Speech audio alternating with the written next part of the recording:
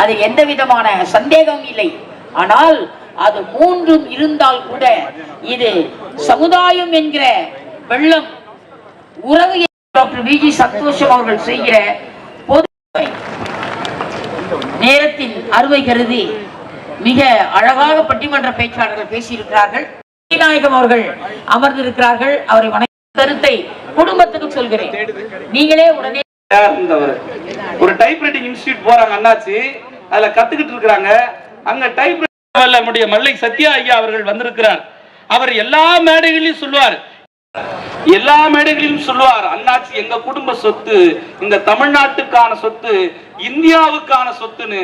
அதை போல இவர் சொத்தாக மதிக்கப்படுவதற்கான அடிப்படை ஒரு நல்ல மாப்பிள்ளையை தேடி மனம் முடிக்கக்கூடிய மனமேடைக்கு வந்து வாழ்க்கை நடந்த 2 சுவாரஸ்யமான விஷயங்களை ஒரு மனிதர் உறுதி எடுத்தாரு சொன்னா, இந்த சமூகத்திற்கு இந்த குடும்பம் தானே மிகப்பெரிய பாலத்தை அமைச்சு தந்ததுன்னு சொன்னா.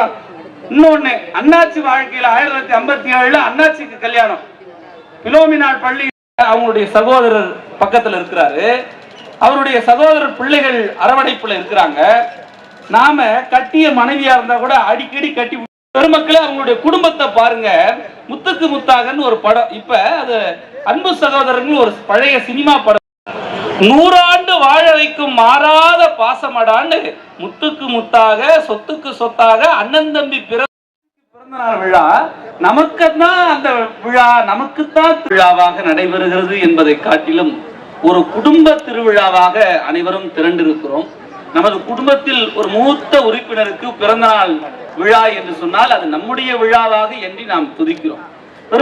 ஆரம்பிங்க மணி, உங்க பேச்ச மணிமணியான பேச்சுக்கு சொந்தக்காரர் மணி. ஆனால்